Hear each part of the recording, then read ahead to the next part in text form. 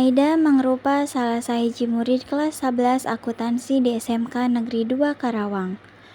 Dina poe Salasa, Maida mangkat ka sakola uih saenggeus liburan di poe Sabtu jeung Minggu.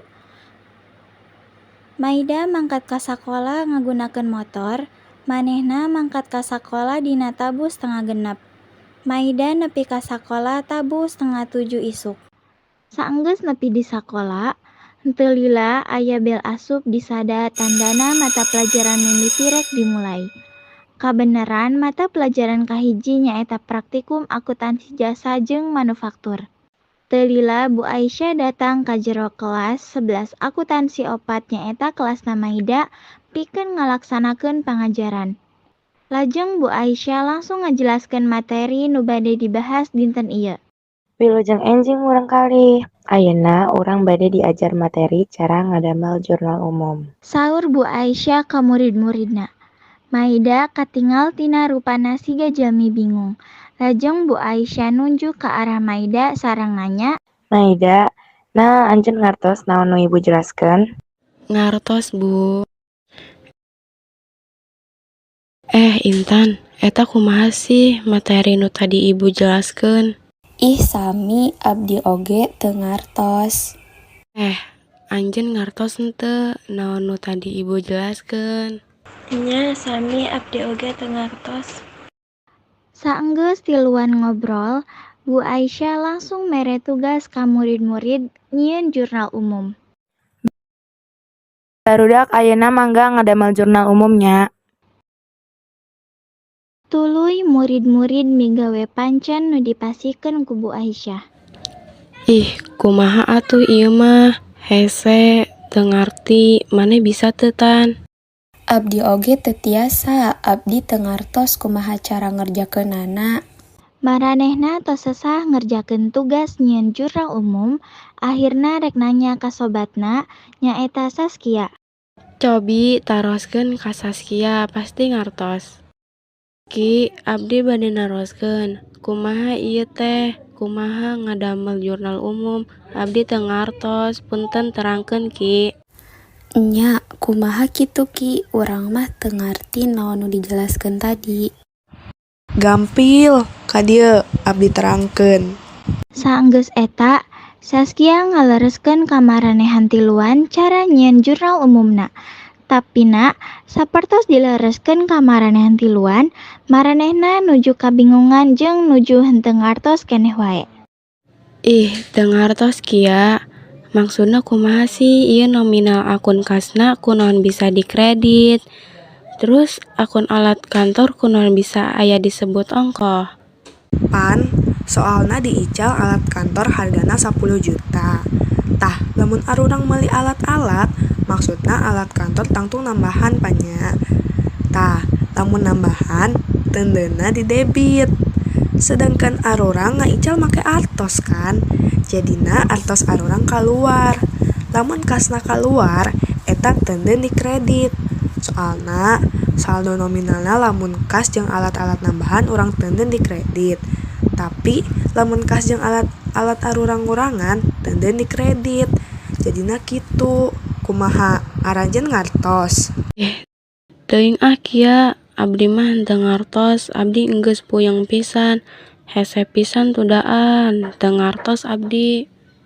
Ceuk Maida anu malah menta nempo tugas ka Saskia.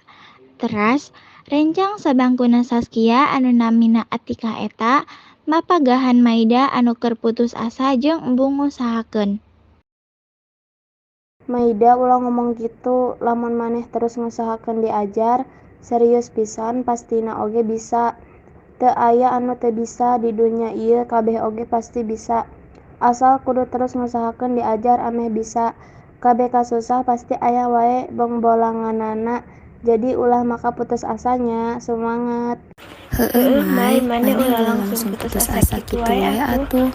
Geus hayu semangat ngerjakeunna deui. Sapertos dibere nasehat ka Maida, akhirna Maida teh sadar jeung balik deui sumanget saker ngerjakeun tugas nyieun jurnal umumna eta. Beres lah, abdi bakal ngusahakeun deui. Hatur nuhun ka sadaya rerencangan. tina ngasupportna jeung nasehatna. Abdi bakal ngusahakeun jeung ngahartikeun deui nepi ka ngartos. Saterusna, Maida balik deui ka korsina pikeun ngalakukeun tugasna. Oh, kitu. Abdi bade nyobian ngerjakeun tugas sorangan heula. Saenggeus sawatara lila, Maida ngagarapna. Endah nanya ka Maida. Maida, kumaha anjeun bisa teu ngalakukeunana? Nah anjeun ngantos naon anu dijelaskeun ku Saskia ka anjeun tadi? Teu acan dah, abdi masih nyobian ngerjakeun, tapi kuring geus ngarti saeutik. Nuhun nya, semangat Mei. Oh nya, Intan, kumaha upami anjeun tiasa ngalakukeun atanapin teh? Abdi tos rengse, alhamdulillah ngartos.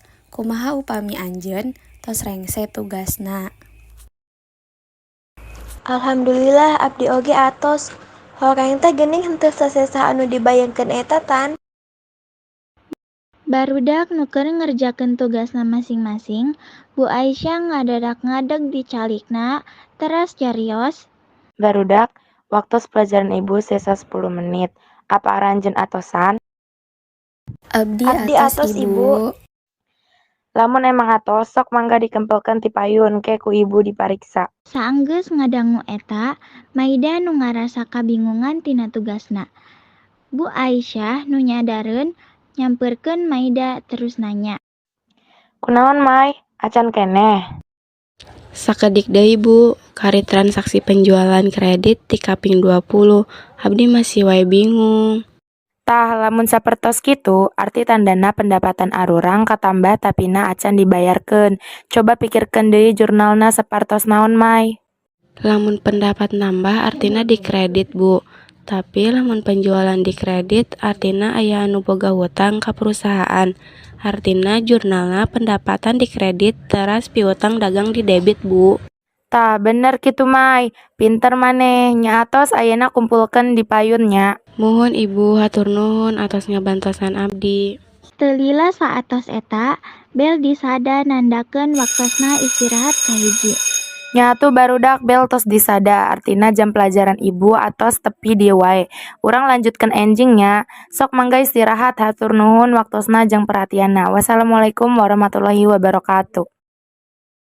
Nya, hatur nuhun Ibu. Akhirna alhamdulillah abdi nyatana bisa ngerjakeun tugas nu tadi. Saenggeus kitu, Maida jeung barudak ngarasakeun waktu istirahat. Amanat anu aya dina carpon ieu nyaeta, tong gampang nyerah kana hiji hal, sabab naon anu anjeun usahakeun pasti tiasa dicandak.